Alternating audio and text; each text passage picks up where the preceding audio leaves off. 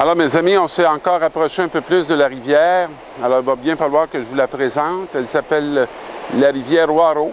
Elle prend sa source à Saint-Donat, dans le lac Waro, et elle descend et elle va se jeter à Crabtree, dans la rivière l'Assomption. Je me suis senti très vite chez moi quand j'avais acheté mon chalet il y a une trentaine d'années, parce que, comme vous voyez, elle est abondamment garnie de pierres et de roches. Alors, je m'étais vraiment retrouvé dans mon élément.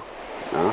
Avec le nom qui est le mien, Pierre des Roches, je me retrouvais bien dans ce lieu qui me faisait aussi penser à des images que j'ai vues de la Terre Sainte, peut-être avec un peu moins d'eau aussi abondante, mais souvent avec des paysages qui avaient des ressemblances. Et aujourd'hui, avec ce bruit merveilleux qui nous accompagne déjà depuis quelques semaines, je vais vous parler de cette première lecture qui est tirée des Proverbes. La sagesse a bâti sa maison, puis elle a sculpté 7 colonnes. Elle a tué ses bêtes, apporté son vin, apprêté son vin, dressé sa table, envoyé ses servantes et proclame sur les hauteurs de la cité: si vous manquez de sagesse, venez à moi. Je pense qu'un décor comme celui-là nous fait le don d'une sagesse parce que ce n'est pas une construction de main d'homme, mais vraiment une construction de l'être de Dieu. Et on retrouve dans ces réalités de nature toute une harmonie, toute une accalmie qui parfois qu'on perd dans le brouhaha de la cité. Et là, il y a cet appel qui est fait: si vous manquez de sagesse, venez à moi.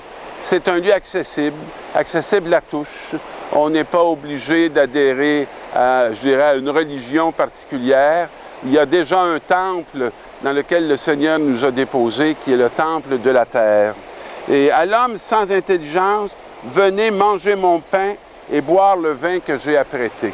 Alors, toute la gratuité, toutes les possibilités de gratuité qu'on peut retrouver dans cette nature qui est vraiment à l'image de son Créateur. J'ai lu, quand j'étais plus jeune, des manières de survivre si on était perdu dans le bois, si on s'était égaré. Alors, tous ces livres nous apprenaient que nous avons à notre disposition tout ce qu'il y a de nécessaire pour conserver la vie qui nous est donnée, même si on n'a pas d'argent. Alors, cette première lecture nous parle de cette sagesse qui est inscrite même au cœur de la nature, qui peut nous redonner notre propre nature à nous-mêmes si on sait y venir, y puiser une lumière et une vérité. J'aime bien dans la parole aux Éphésiens: prenez bien garde à votre conduite. C'est pas une façon de vouloir nous contrôler ou nous dire quoi faire, mais de nous aviser que, dépendant de notre conduite, il y aura des états qui seront les nôtres. Alors, ne vivez pas comme des fous, mais comme des sages, et tirez parti du temps présent, car nous traversons des jours mauvais. Alors, je ne pense pas que notre ami Paul est en train de nous dire que les jours sont mauvais, mais il est en train de nous dire qu'il y a des temps de difficulté, qu'il y a des temps d'oppression, qu'il y a des temps d'égarement, et que ces jours-là ne sont pas nécessairement favorables de façon spontanée pour nous conduire dans la voie de la vie. Alors, soyez pas irréfléchis. Donc, il fait appel à notre conscience.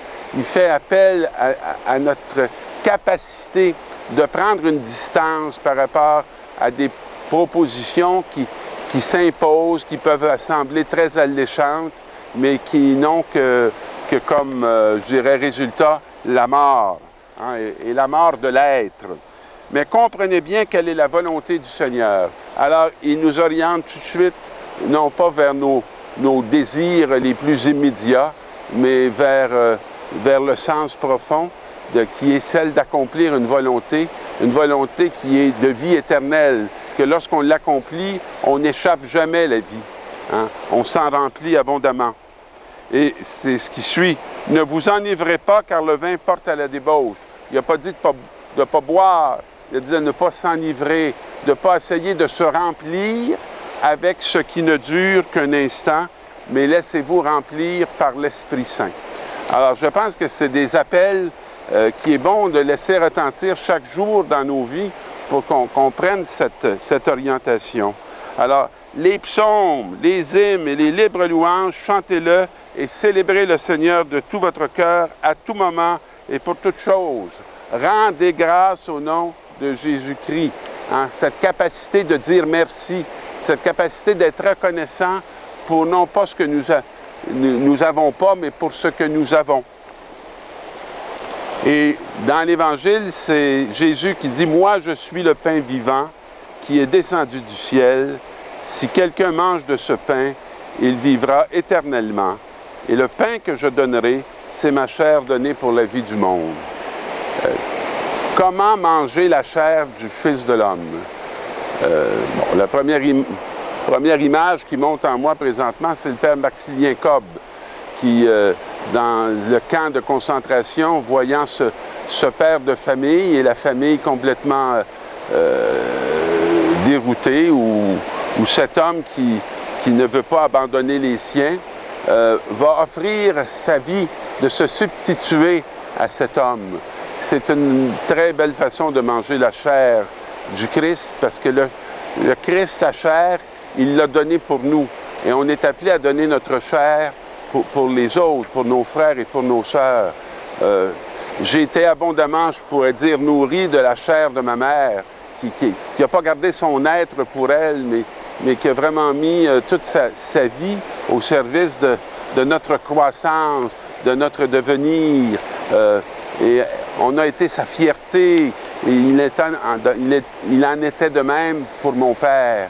Et cette capacité de se donner au quotidien et de se consacrer pour une œuvre aussi humble et aussi petite que l'éducation d'une famille, elle était abondamment nourrie, je disais, de leur spiritualité, de leur foi, qui les faisait non pas se tourner vers eux, mais se tourner vers nous et de nous tourner avec eux vers Dieu.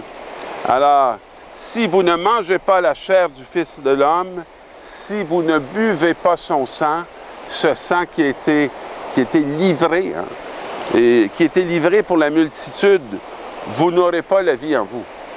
Alors, arrêtez de croire que ce n'est que dans les réalités du dehors, que dans les réalités matérielles, que vous allez trouver l'abondance, que vous allez trouver, je dirais, le bonheur, que vous allez trouver la joie dans la sécurité. Non, c'est en mangeant le Fils de l'homme, en mangeant sa chair.